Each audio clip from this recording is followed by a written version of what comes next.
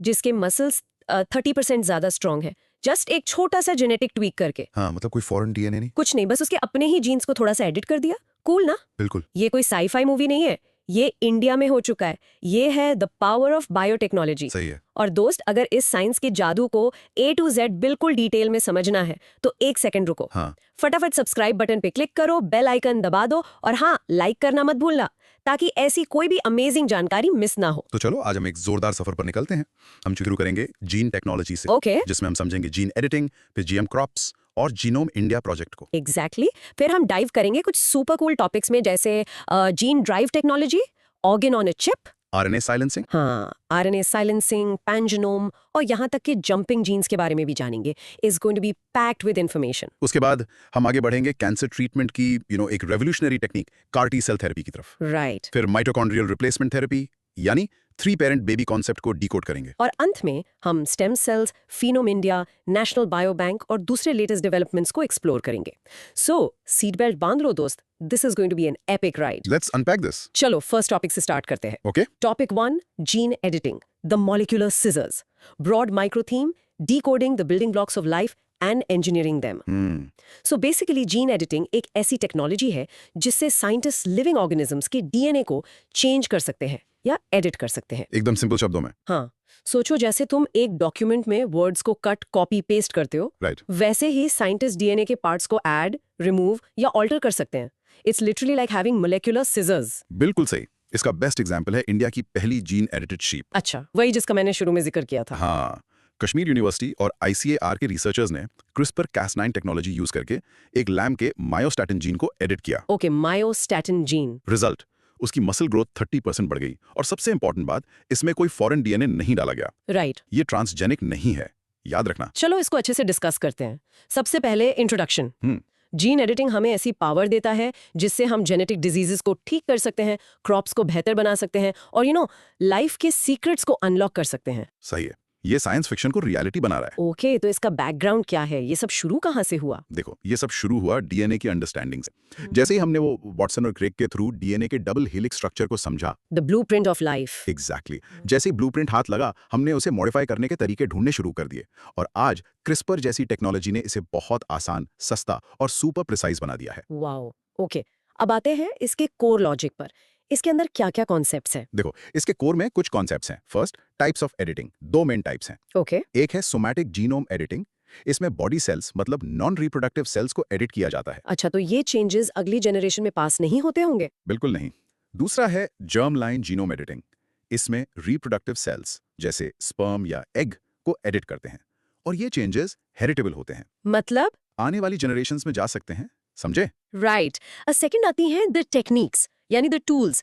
इसके लिए अलग-अलग टूल्स हैं, जैसे जिंक फिंगर न्यूक्लियसेस और टैलेंस। ये नाम थोड़े कॉम्प्लेक्स हैं। हाँ, पर ये बेसिकली डीएनए को एक स्पेसिफिक लोकेशन पर कट करते हैं। पर आजकल का सुपरस्टार है क्रिस्पर cas9। हाँ, ये नाम तो सुना है। ये एक आरएनए मॉलिक्यूल का यूज करता है, cas9 प्रोटीन, जो कि हमारी सिजर्स है, उसको डीएनए के एग्जैक्ट स्पॉट तक गाइड करने के लिए। मतलब सुपर प्रिसाइज। एकदम। एक और टेक्निक है होमिंग एंडोन्यूक्लियसेस या मेगा न्यूक्लियसेस। ओके। और इससे रिलेटेड कोई रीसेंट न्यूज है इंडिया में? हाँ, थर्ड पॉइंट, रिलेटेड न्यूज। बरसा 101, इंडिया ने अपनी पहली इंडिजिनस क्रिस्पर बेस्ड थेरेपी बरसा 101 लॉन्च की है। कुछ एक और चीज, fourth point, related news, glow cas9। Bose institute के साइंटिस्ट ने ग्लो cas9 बनाया है। ग्लो cas9 मतलब ये ग्लो करता है? एग्जैक्टली। ये एक स्पेशल क्रिस्पर प्रोटीन है जो जीन एडिटिंग करते वक्त लाइट एमिट करता है। No way, that's incredible. तो आप लिटरली देख सकते हो एडिटिंग होते हुए। हाँ, ये डीप सी श्रिम्प के नैनो लूसिफरेज फ्रैगमेंट से बनता है। Mind blowing. तो इसका रियल वर्ल्ड इम्पैक्ट क्या है? कहाँ-कहाँ यूज हो रहा है? इम्पैक्ट तो हर जगह है। हेल्थ केयर में जेनेटिक डिसऑर्डर्स जैसे सिकल सेल एनीमिया ठीक करने से लेकर कैंसर थेरेपी यानी कार टी तक। राइट। एग्रीकल्चर में ऐसी क्रॉप्स बनाने में जो ज्यादा यील्ड दें, सूखे में भी उग जाएं, और इवन बायोफ्यूल्स और बायो रेमेडिएशन में भी। तो इसका कंक्लूजन क्या निकलता है? इन शॉर्ट, जीन एडिटिंग एक रेवोल्यूशनरी टूल है। ये आने वाले टाइम में मेडिसिन और एग्रीकल्चर का चेहरा पूरी तरह बदल देगा। It's not a question of if but when. Okay, चलो इसको थोड़ा टेस्ट करते हैं फॉर बेटर मेमोरी। जरूर। फर्स्ट क्वेश्चन, इंडिया की फर्स्ट जीन एडिटेड शीप और एक ट्रांसजेनिक एनिमल जैसे बीटी कॉटन, इनमें मेन डिफरेंस क्या है? Good question. The key difference है presence of foreign DNA. Gene edited sheep में कोई फॉरेन डीएनए नहीं है, अच्छा सिर्फ उसके एग्जिस्टिंग जीन को ऑल्टर किया गया है। अच्छा जबकि ट्रांसजेनिक में एक दूसरे स्पीसीज का जीन इंसर्ट किया जाता है। Okay, memory hack. Edited is equal to altered, transgenic is equal to alien gene. Perfect. Second question, BIRSA101 किस डिजीज के लिए थेरेपी है और इसमें कौन सी टेक्नोलॉजी यूज होती है? BIRSA101 है सिकल सेल डिजीज SCD के लिए, और इसमें CRISPR based gene editing use होती है। इसका memory hack? Birsa Munda, tribal hero, SCD high prevalence in tribal areas. Connect कर लो। Excellent connection. Third question, somatic और जर्म लाइन एडिटिंग में से कौन सा हेरिटेबल है? जर्म लाइन एडिटिंग हेरिटेबल है क्योंकि ये रिप्रोडक्टिव सेल्स को मॉडिफाई करता है। ओके, और इसका memory hack? Germ line, germ seeds pass होगा, सोमैटिक सोमा बॉडी पास नहीं होगा। ग्रेट। फोर्थ क्वेश्चन, ग्लोकाज9 में लाइट कहाँ से आती है? It comes from nanoluciferase fragments from deep sea shrimp. Right. Memory hack? Glow, deep sea, glowing shrimp. Last one, CRISPR-Cas9 में guide का काम कौन करता है? A small piece of RNA acts as the guide for the Cas9 cutting protein. Memory hack for this? CRISPR's guide is its friend RNA. Brilliant. चलो अब pause करके practice करो। Say it out loud. Gene editing uses molecular scissors like CRISPR-Cas9 to alter DNA। So in short, gene editing DNA को precisely change करने की technology है जिसकी applications medicine से एग्रीकल्चर तक हैं। Okay, next up, topic 2, GM crops, designing our food. Right. GM crops या genetically modified crops ऐसी फसलें हैं जिनके जेनेटिक मटेरियल यानी DNA को आर्टिफिशियली ऑल्टर किया गया है। हाँ, बेसिकली हम उनमें डिजायरेबल फीचर्स डालते हैं जैसे पेस्ट रेजिस्टेंस या better nutrition bye inserting a gene from another organism. इसका सबसे फेमस एग्जांपल है बीटी कॉटन। हाँ, ये तो सुना है। इसमें एक बैक्टीरियम बैसिलस thuringiensis से एक जीन निकालकर कॉटन में डाला गया। अच्छा, इससे कॉटन खुद एक ऐसा प्रोटीन बनाता है जो बोलवर्म जैसे पेस्ट को मार देता है। सो फार्मर्स को कम पेस्टिसाइड यूज करना पड़ता है। दैट्स कूल ना। That is very cool. चलो इस पर डिटेल में चर्चा करते हैं। इंट्रोडक्शन। जैसे जैसे दुनिया की पॉपुलेशन बढ़ रही है, फूड सिक्योरिटी एक मेजर चैलेंज है। हमें ऐसी क्रॉप्स चाहिए जो ज्यादा यील्ड दें, कम रिसोर्सेज में उग सकें। GM टेक्नोलॉजी इसका एक पावरफुल सोल्यूशन हो सकता है। बिल्कुल, पर इसका बैकग्राउंड इंडिया में काफी कॉम्प्लेक्स रहा है। हाँ, इस पर काफी डिबेट है ना? बहुत। एनवायरमेंट और हेल्थ कंसर्न्स की वजह से अडॉप्शन स्लो रहा है। एक्टिविस्ट ग्रुप्स और फार्मर्स के बीच में काफी फ्रिक्शन रहता है, जिसके कारण पॉलिसी मेकिंग भी थोड़ी कॉम्प्लेक्स हो जाती है। राइट। तो इसका कोर लॉजिक क्या है? इंडिया में सीन क्या है अभी? Okay, so first, adoption status in India. अभी तक बीटी कॉटन ही अकेला GM क्रॉप है जिसे कमर्शियल कल्टीवेशन के लिए अप्रूव किया गया है। सिर्फ BT कॉटन। BT ब्रिंजल का क्या हुआ? ब्रिंजल को GEAC ने क्लियर किया था, बट गवर्नमेंट ने मोरेटोरियम लगा दिया पब्लिक प्रोटेस्ट के बाद। और GM मस्टर्ड DMH11 को कंडीशनली अप्रूव किया गया है, बट मामला सुप्रीम कोर्ट में है। तो काफी हर्डल्स हैं। हाँ, सेकंड, इसका रेगुलेटरी फ्रेमवर्क। इसको रेगुलेट करने के लिए एक मल्टी लेवल सिस्टम है। ओके, कौन रेगुलेट करता है इसको? टॉप पर है GEAC यानी जेनेटिक इंजीनियरिंग अप्रेजल कमेटी। ये मिनिस्ट्री ऑफ एनवायरमेंट MoFNCC के अंदर आती है। फाइनल अप्रूवल यही देती है। और इसके नीचे? फिर है RCGM, review committee on genetic manipulation. ये DBT के अंडर रिसर्च को मॉनिटर करती है। अच्छा। स्टेट लेवल पर SBCC और डिस्ट्रिक्ट लेवल पर DLC कंप्लायंस चेक करते हैं। और अगर GM फूड इंपोर्ट या सेल करना है तो FSSAI का अप्रूवल जरूरी है। वाह, पूरा एक सिस्टम है। बिल्कुल। थर्ड, एक इंपॉर्टेंट अपडेट है SDN टेक्नोलॉजी पर। SDN? Site directed nucleus. India ने SDN 1 और 2 टाइप्स को जनरल बायोसेफ्टी रेगुलेशन से एग्जेम्प्ट कर दिया है। ऐसा क्यों? क्योंकि SDN 1 और 2 एडिटिंग में फॉरेन जीन ऐड नहीं होता, इसलिए उन्हें ट्रेडिशनल GM क्रॉप से अलग माना जा रहा है। अच्छा, ये जीन एडिटिंग की तरह हो गया। एग्जैक्टली। जबकि SDN 3 में फॉरेन जीन इंसर्ट होता है, so it's regulated as a GM crop. Understood. तो इसका रियल वर्ल्ड इंपैक्ट क्या हो सकता है? पोटेंशियल इम्पैक्ट बहुत बड़ा है। फूड सिक्योरिटी बढ़ाना, एडिबल ऑयल्स में सेल्फ सफिशिएंसी लाना, फार्मर्स की इनकम बढ़ाना। लेकिन इसके रिस्क भी हैं। हाँ, जैसे बायोडाइवर्सिटी पर असर या सुपरवीड्स का डेवलप होना, इन सबको अच्छे से मैनेज करना जरूरी है। तो कंक्लूजन में हम क्या कह सकते हैं? कि GM क्रॉप्स एक डबल एज्ड स्वॉर्ड है। पोटेंशियल बहुत है, पर केयरफुल रेगुलेशन और पब्लिक ट्रस्ट के बिना आगे बढ़ना मुश्किल है। The science is strong, but the social acceptance is the real hurdle. चलो इसको भी टेस्ट करते हैं। फर्स्ट क्वेश्चन, इंडिया में अभी कमर्शियल कल्टीवेशन के लिए कौन सी अकेली GM क्रॉप अप्रूव्ड है? सिर्फ BT कॉटन। इसका मेमोरी हैक है, इंडिया में GM का किंग अभी सिर्फ कॉटन है। Good one. Second question, GEAC यानी जेनेटिक इंजीनियरिंग अप्रेजल कमेटी किस मिनिस्ट्री के अंडर आती है? Ministry of environment, forest and climate change, MOFSI। Memory hack, GEAC का E for environment. Simple. Perfect. Third question, GM food products की cell और import को कौन रेगुलेट करता है? FSSAI, food safety and standards authority of India. इसका memory hack, food is equal to FSSAI, no confusion. Right.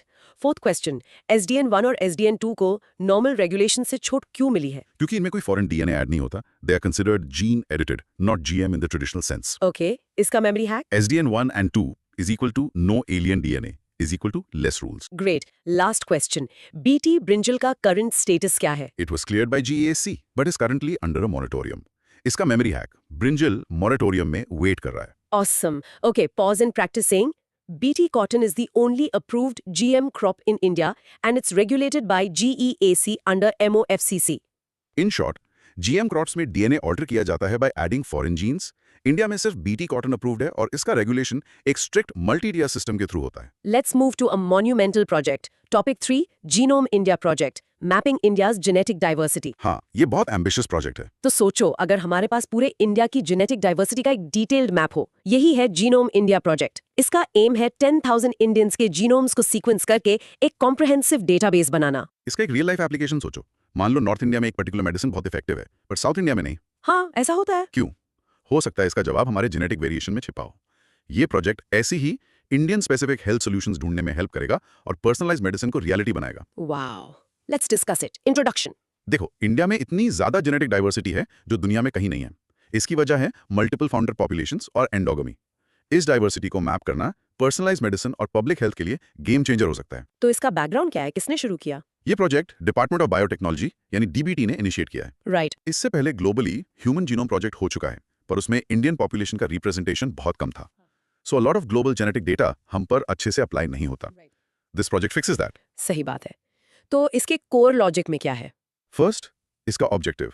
The main objective is to build a detailed catalogue of genetic variations, जैसे single nucleotide polymorphisms (SNPs) और structural variations जो Indian population की unique diversity को reflect करें। इससे हमें बीमारियों के जेनेटिक बेसिस को समझने में मदद मिलेगी। ओके। और ये सारा डेटा स्टोर कहाँ होगा? बहुत सेंसिटिव डेटा है ये। Second, data storage. सारा data Indian biological data centre (IBDC) में स्टोर किया जाएगा, जो फरीदाबाद, हरियाणा में है। अच्छा। याद रखना, ये इंडिया का पहला national life science data repository है। इससे हमारी डेटा सॉवरेनिटी भी इंश्योर होती है। Good point. और इसके अलावा भी ऐसी कोई इनिशिएटिव्स हैं? हाँ, बिल्कुल। थर्ड, अदर इनिशिएटिव्स जैसे CSIR का इंडिजन प्रोग्राम, जिसने ऑलरेडी 1000 से ज्यादा इंडियन जीनोम्स को मैप किया है। ओके। एक है DBT का one day one genome initiative, research promote करने के लिए। और इंटरनेशनल लेवल पर HGP तो था ही, और UK का 100,000 जीनोम्स प्रोजेक्ट भी है।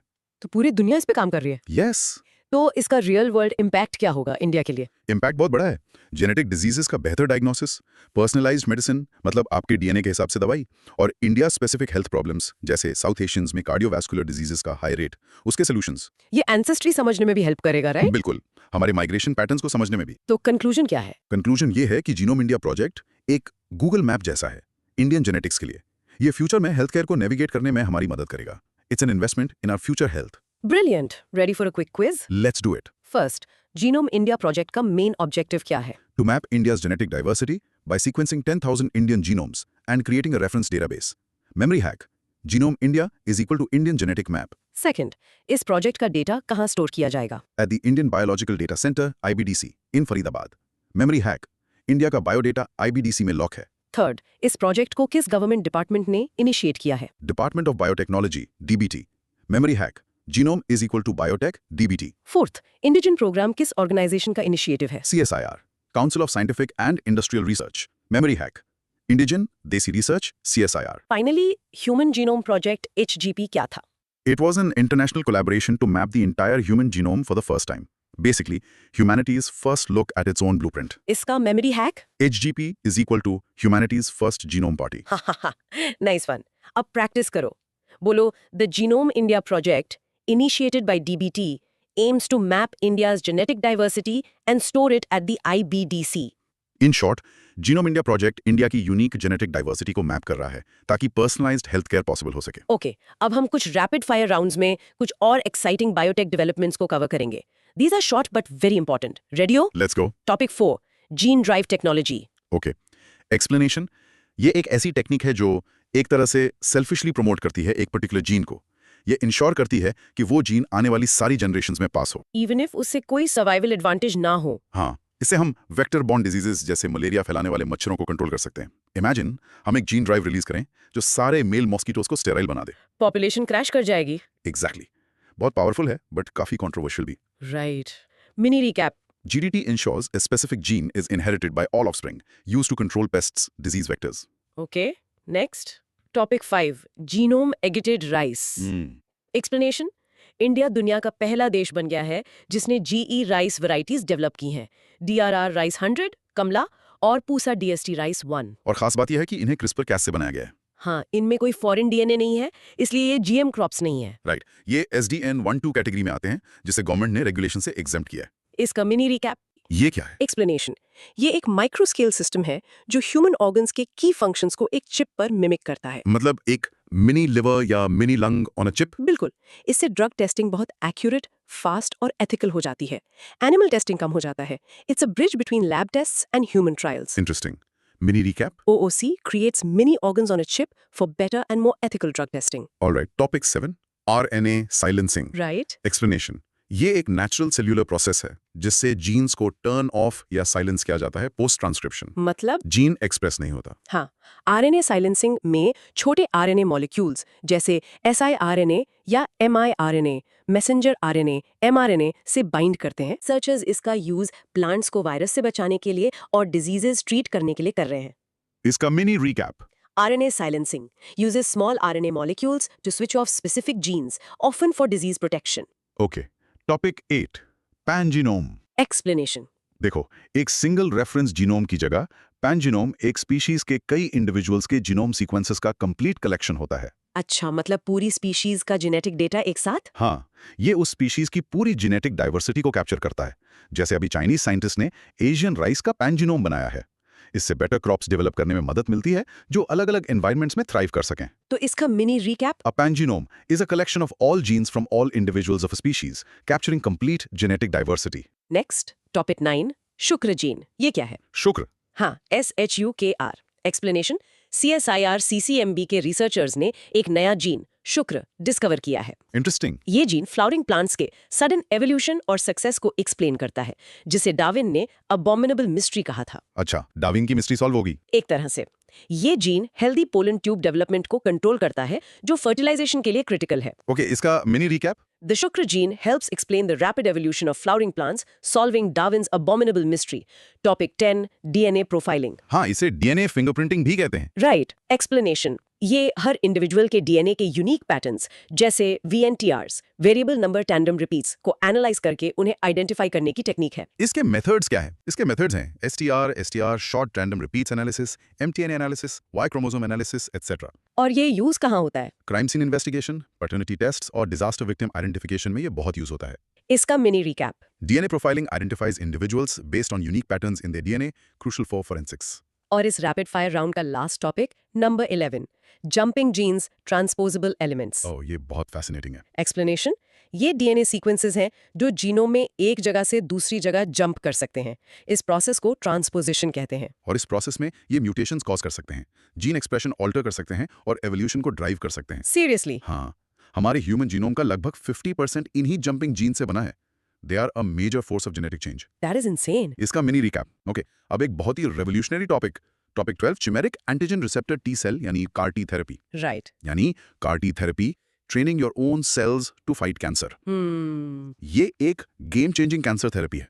इसमें पेशेंट के अपने इम्यून सेल्स यानी टी सेल्स को बॉडी से बाहर निकालकर लैब में जेनेटिकली इंजीनियर किया जाता है। राइट। उन पर एक स्पेशल रिसेप्टर CAR लगाया जाता है जो उन्हें कैंसर सेल्स को पहचानने और अटैक करने में सुपर इफेक्टिव बना देता है। इसीलिए इसे लिविंग ड्रग भी कहते हैं। एग्जैक्टली। और इंडिया ने इसमें एक बड़ी अचीवमेंट हासिल की है। क्या? नेक्स्ट CAR 19 इंडिया की पहली indigenous CAR T therapy launch हो चुकी है। वाओ। ये 20 सेल ब्लड कैंसर्स जैसे ल्यूकीमिया और लिम्फोमा के लिए है और इससे ट्रीटमेंट का कॉस्ट 90% तक कम हो जाएगा। 90%? हाँ, ये IIT बॉम्बे और टाटा मेमोरियल हॉस्पिटल के कोलैबोरेशन का रिजल्ट है। This is a huge leap for accessible advanced health care in India. This is amazing. Let's discuss this therapy. Introduction. देखो, इमेजिन करो, कैंसर से लड़ने के लिए कीमोथेरेपी या रेडिएशन की जगह हम बॉडी के अपने डिफेंस सिस्टम को ही सुपर स्मार्ट और टारगेटेड बना दें। यही है CAR-T थेरेपी का core idea. It's a form of immunotherapy and gene therapy combined. तो इसका बैकग्राउंड क्या है? ये ट्रेडिशनल ट्रीटमेंट से कैसे अलग है? ट्रेडिशनल कैंसर ट्रीटमेंट्स जैसे कीमो पूरी बॉडी को अफेक्ट करते हैं, हेल्दी सेल्स को भी मारते हैं। राइट, साइड इफेक्ट्स बहुत होते हैं। जबकि CAR-T एक हाईली टारगेटेड पर्सनलाइज्ड थेरेपी है। इसकी success rate specially in relapsed blood cancers में बहुत हाई है, जहां बाकी सारे ट्रीटमेंट्स फेल हो चुके होते हैं। ओके, तो इसका कोर लॉजिक क्या है? ये प्रोसेस काम कैसे करता है? The process is fascinating. First, patient के ब्लड से टी सेल्स निकाले जाते हैं। इस प्रोसेस को ल्यूकोफेरेसिस कहते हैं। ओके। सेकंड, लैब में एक हार्मलेस वायरस यूज करके उनमें CAR यानी क्यूमेरिक एंटीजन रिसेप्टर जीन इंसर्ट किया जाता है। वायरस से जीन डालते हैं? हाँ, a modified safe virus. Third, ये कार टी सेल्स मिलियंस की क्वांटिटी में ग्रो किए जाते हैं। और फिर? फाइनली उन्हें वापस पेशेंट में एक सिंगल इन्फ्यूजन के थ्रू डाल दिया जाता है। वाओ, इसके एडवांटेजेस तो क्लियर हैं। हाँ, ये लॉन्ग टर्म रिमिशन दे सकता है, एक पर्सनलाइज ट्रीटमेंट है और ट्रीटमेंट ड्यूरेशन शॉर्ट है, बस एक वन टाइम इन्फ्यूजन। पर इसके चैलेंजेस या साइड इफेक्ट्स भी होंगे? बिल्कुल, इसके सीरियस साइड इफेक्ट्स भी हो सकते हैं। सबसे कॉमन है साइटोकाइन रिलीज सिंड्रोम। ये क्या होता है? इसमें इम्यून सिस्टम ओवर रिएक्ट करता है और बॉडी में सीवियर इन्फ्लेमेशन हो जाता है और कभी-कभी कैंसर सेल्स एंटीजन एस्केप कर जाते हैं। मतलब वो कार टी सेल से बचने के लिए बदल जाते हैं? Exactly. Plus it is very expensive. Right. तो इसका रियल वर्ल्ड इम्पैक्ट क्या है, स्पेशली नेक्सकार 19 के साथ? ये ब्लड कैंसर्स जैसे ल्यूकीमिया और लिम्फोमा के पेशेंट्स के लिए एक नई उम्मीद है जिनके लिए दूसरे ट्रीटमेंट्स फेल हो चुके हैं। NexCAR 19 is making this hope affordable for Indians. तो इसका कंक्लूजन क्या है? CAR-T therapy is a paradigm shift in cancer treatment. हम एक्सटर्नल ड्रग से हटकर अपने ही इंजीनियर्ड सेल्स को मेडिसिन की तरह यूज कर रहे हैं। It is the future of oncology. Let's test your understanding. First, car T therapy को लिविंग ड्रग क्यों कहते हैं? क्योंकि इसमें जिंदा genetically modified T cells use होते हैं जो बॉडी के अंदर मल्टीप्लाई होते हैं और कैंसर से अटैक करते रहते हैं फॉर मंथ्स और इवन ईयर्स। ओके, इसका memory hack? CRT is equal to living cells, not living drug. Exactly. Second, India की फर्स्ट इंडिजिनस CAR-T थेरेपी का नाम क्या है? NexCAR 19 memory hack. Next gen for India is equal to NexCAR 19। Perfect. Third, इस therapy का सबसे common और serious side effect क्या है? साइटोकाइन रिलीज सिंड्रोम CRS, जिसको साइटोकाइन स्टॉर्म भी कहते हैं। Memory hack, cars fury is equal to cytostorm. Right. Fourth, ये थेरेपी किस टाइप के कैंसर्स के लिए ज्यादा इफेक्टिव है? Primarily for B cell blood cancers जैसे लिम्फोमा और ल्यूकीमिया, क्योंकि ये CD19 एंटीजन को टारगेट करता है। Okay, memory hack? CRT's target is equal to bad blood cells. Last question, इस थेरेपी में CAR का फुल फॉर्म क्या है? Chimeric antigen receptor. Chimeric antigen receptor. ये चाइमेरिक है क्योंकि ये एक एंटीबॉडी के पार्ट्स कैंसर को पहचानने के लिए और टी सेल रिसेप्टर के पार्ट्स किल फंक्शन एक्टिवेट करने के लिए को कंबाइन करता है। Great explanation. इसका memory hack? The receptor that's a chimera mix of parts to hunt antigens. Awesome. Okay, practice this. NextCar 19 is India's indigenous CAR-T therapy, a living drug for blood cancers that engineers a patient's own T cells. In short, CAR-T therapy patient के अपने T cells को engineer करके उन्हें cancer fighting super soldiers बनाती है। अब एक और माइंड बेंडिंग टॉपिक पे आते हैं। Topic 13, mitochondrial replacement therapy, MRT। हाँ, यानी MRT, the 3 parent baby technique. Right. MRT एक स्पेशल IVF टेक्निक है जिससे उन मदर्स को हेल्दी बेबी पैदा करने में हेल्प मिलती है जिनको माइटोकॉन्ड्रियल डिजीजेस हैं। और इसमें बेबी के पास 3 लोगों का जेनेटिक मटेरियल होता है। हाँ, इसका कोई रियल लाइफ एग्जांपल है? बिल्कुल। रिसेंटली यूके में एक क्लिनिकल ट्रायल में इस टेक्निक से सेवरल बेबीज को उनकी मदर से आने वाली serious often fatal mitochondrial diseases से बचाया गया। ये एक बहुत बड़ी मेडिकल ब्रेक थ्रू है। Wow, let's decode this properly. Introduction. देखो, माइटोकॉन्ड्रिया हमारे सेल्स के पावर प्लांट्स होते हैं। अगर इनमें डिफेक्ट हो तो बॉडी में एनर्जी नहीं बनती और मेजर ऑर्गन फेलियर हो सकता है। और ये डिजीजेस सिर्फ मदर से बच्चे में पास होती हैं, है ना? Exactly. MRT is the only way to prevent this transmission. इसका बैकग्राउंड क्या है? ये कब डेवलप हुई? माइटोकॉन्ड्रियल डिजीजेस इनक्योरेबल हैं और डेवास्टेटिंग हो सकती हैं। फॉर डेकेड्स ऐसी फैमिलीज के पास कोई ऑप्शन नहीं था। MRT जो सालों की रिसर्च के बाद डेवलप हुई, उन्हें वो ऑप्शन देती हैं। UK was the first country to legally approve it. समझ गई। अब इसके कोर लॉजिक पर आते हैं। Okay, first the problem. Mitochondria का अपना छोटा सा DNA होता है, एम्प्टी DNA, जो हमें एक्सक्लूसिवली सिर्फ मदर से मिलता है। एग सेल के साइटोप्लाज्म से। हाँ, अगर मदर के एम्प्टी DNA में म्यूटेशन है तो बच्चे को भी वो डिजीज होगी। तो द सॉल्यूशन MRT क्या है? इसमें पेरेंट्स इंटेंडेड एम्ब्रियो से न्यूक्लियर DNA निकालकर एक डोनर के एग में डाल दिया जाता है। इस डोनर एग का न्यूक्लियस निकाल दिया जाता है पर उसके माइटोकॉन्ड्रिया हेल्दी होते हैं। और फिर इस रिकंस्ट्रक्टेड एग को फर्टिलाइज किया जाता है। राइट। तो फिर third point, 3 parent baby concept, इसका मतलब क्या हुआ? इसलिए बच्चे के पास 3 जेनेटिक इनपुट्स होते हैं। नंबर 1, फादर का nuclear DNA around 50%। Okay, number 2, mother का न्यूक्लियर DNA अराउंड 50%। राइट। और नंबर 3, डोनर वुमन के हेल्दी माइटोकॉन्ड्रिया और उसका एम्प्टी DNA जो सिर्फ 0.1% होता है। इसलिए इसे 3 पेरेंट बेबी कहते हैं। फैसिनेटिंग। इसकी कोई अलग टेक्निक्स भी हैं? हाँ, फोर्थ पॉइंट, इसके 2 मेन तरीक्स हैं। प्रो न्यूक्लियर ट्रांसफर PNT जो फर्टिलाइजेशन के बाद होता है और मटर्नल स्पिंडल ट्रांसफर MST जो फर्टिलाइजेशन से पहले होता है। ओके, इसका रियल वर्ल्ड इम्पैक्ट क्या है? ये उन फैमिलीज को होप देता है जो माइटोकॉन्ड्रियल डिजीजेस से अफेक्टेड हैं, लेकिन इस पर एथिकल डिबेट्स भी हैं। हाँ, जेनेटिकली मॉडिफाइड एम्ब्रियोज क्रिएट करने पर। एग्जैक्टली और डोनर के राइट्स पर भी। तो इसका कंक्लूजन क्या है? MRT is a powerful technology to prevent a specific category of genetic diseases, but it also raises complex ethical questions about germline modification that society needs to address carefully. चलो इसको समझते हैं। फर्स्ट, माइटोकॉन्ड्रियल डिजीजेस किससे inherit होती हैं, mother, father या दोनों? Exclusively from the mother. Memory hack. Mitochondria, mother. Perfect. Second, 3 parent baby में तीसरा जेनेटिक मटेरियल कहाँ से आता है? From a donor woman's healthy mitochondria, specifically her mtDNA. Memory hack. Third parent equals to mitochondria donor. Third, MRT में parents का कौन सा डीएनए यूज होता है जो बेबी के ट्रेट्स डिटरमिन करता है? सिर्फ न्यूक्लियर डीएनए, अनहेल्दी माइटोकॉन्ड्रिया को रिप्लेस कर दिया जाता है। Memory hack. MRT keeps the nucleus, replaces the powerhouse. Great. Fourth, PNT और MST में क्या फर्क है? PNT, pronuclear transfer, is done after fertilization on a zygote, जबकि MST, maternal spindle transfer, is done before fertilization on an unfertilized egg. इसका memory hack? Pronuclear, post fertilization. Last one, baby के physical characteristics जैसे eyes, hair colour, वो किसके DNA से आते हैं? From the parent's nuclear DNA. Donor का mtDNA सिर्फ एनर्जी प्रोडक्शन अफेक्ट करता है, फिजिकल रेट्स को नहीं. इसका memory hack? Looks from parents, power from donor. Perfect. Okay, practice saying. MRT uses nuclear DNA from parents and healthy mitochondria from a donor to prevent mitochondrial diseases, creating a 3-parent baby. In short, MRT एक ऐसी IVF technique है जो mother से आने वाली mitochondrial diseases को रोकती है, जिससे 3 पेरेंट बेबी बनता है. चलो, अब बात करते हैं बॉडी के मास्टर सेल्स की. Topic 14, stem cells, the bodies repair kit. Stem cells special human cells हैं जो अनडिफरेंशिएटेड होते हैं. मतलब वो बॉडी में किसी भी डिफरेंट सेल टाइप में डेवलप हो सकते हैं. बेसिकली बॉडी का रॉ मटेरियल. इसका रियल लाइफ एग्जांपल सोचो. एक पर्सन को सिवियर बर्न्स हैं. डॉक्टर्स स्टेम सेल्स यूज करके लैब में नई स्किन ग्रो कर सकते हैं और उसे ट्रांसप्लांट कर सकते हैं. अच्छा. या फिर बोन मैरो ट्रांसप्लांट जो ल्यूकीमिया के पेशेंट्स के लिए होता है, वो बेसिकली एक स्टेम सेल थेरेपी ही है. Right. Dive deep. इंट्रोडक्शन. देखो, स्टेम सेल्स के पास 2 यूनिक प्रॉपर्टीज हैं. नंबर 1, सेल्फ रिन्यूअल, यानी they can divide and make more stem cells. और दूसरी? And number 2, differentiation. Yani they can become specialized cells like muscle cells, brain cells, or blood cells. This makes them incredibly powerful for regenerative medicine. इसका background क्या है? इसमें भी कुछ controversy रही है ना? हाँ, स्टेम सेल रिसर्च प्रॉमिसिंग भी है और कंट्रोवर्शियल भी, स्पेशली एम्ब्रियोनिक स्टेम सेल्स का यूज. तो अब क्या सॉल्यूशंस हैं? ओवर टाइम साइंटिस्ट ने नए तरीके ढूंढे हैं, जैसे induced pluripotent stem cells (iPSCs), जिससे एथिकल कंसर्न्स कम हो जाते हैं. ओके, तो इसके कोर लॉजिक में टाइप्स क्या हैं? First, types of stem cells. Mainly 2 types हैं. एम्ब्रियोनिक स्टेम सेल्स होते हैं, प्लूरिपोटेंट होते हैं. प्लूरिपोटेंट मतलब they can become any cell in the body. ये एम्ब्रियो से आते हैं. दूसरे हैं अडल्ट स्टेम सेल्स, जो वेरियस टिश्यूज जैसे बोन मैरो में मिलते हैं. ये मल्टीपोटेंट होते हैं. मतलब एक लिमिटेड रेंज ऑफ सेल्स बन सकते हैं. करेक्ट.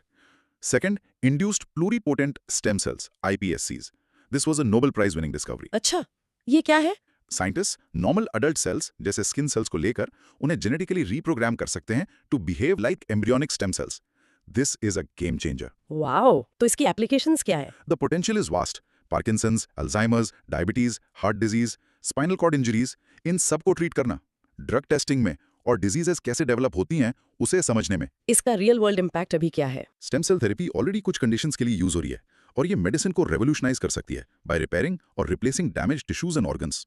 इफेक्टिवली ऐसी बीमारियों को क्योर करना जो अभी अनट्रीटेबल हैं. तो इसका कंक्लूजन क्या है? Stem cells are the foundation of regenerative medicine.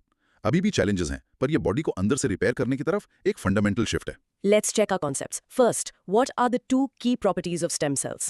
Self renewal and differentiation. Memory hack. Stem cells can copy, renew, and paste, differentiate themselves. Right. Second, embryonic और adult stem cells में main difference क्या है? Embryonic stem cells pluripotent है, यानी can become any cell. Adult stem cells multipotent है, यानी a limited range of cells. इसका memory hack. Embryonic equals everything, adult equals a few things. Third, what are iPSCs? Cells help the body regenerate. Finally, एक well-established stem cell therapy जो आज use होती है. Bone marrow transplant for treating blood cancers like leukemia. Memory hack. Bone marrow equals blood stem cells factory. Great. Okay, practicing. Stem cells are undifferentiated cells with the properties of self-renewal and differentiation, and they are the basis of regenerative medicine. In short, stem cells are the body's internal repair system and have the potential to treat a wide range of diseases. Okay, we talked about the Genome India project. अब उससे एक step आगे जाते हैं. Topic 15, Phenome India National Biobank, Beyond the Genome. Right, ये उसके साथ जुड़ा हुआ है। सो अगर जीनोम हमारा जेनेटिक ब्लूप्रिंट है तो फिनोम हमारे सारे ऑब्जर्वेबल ट्रेट्स का सेट है। Height, weight, blood pressure, disease history, everything. Phenome India project इसका डेटा कलेक्ट कर रहा है। बिल्कुल। इसका एप्लीकेशन सोचो। मान लो जीनोम इंडिया प्रोजेक्ट बताता है कि आपको डायबिटीज का हाई जेनेटिक रिस्क है। ओके। फिर फिनोम इंडिया प्रोजेक्ट का डेटा बताएगा कि कौन से लाइफस्टाइल फैक्टर्स जैसे डाइट या एक्सरसाइज उस रिस्क को कम या ज्यादा करते हैं, स्पेसिफिकली फॉर इंडियंस। अच्छा, it connects genes to real life health outcomes. Exactly. Let's discuss this national initiative. Introduction. देखो, हेल्थ सिर्फ हमारे जीन्स यानी जीनोटाइप पर डिपेंड नहीं करती।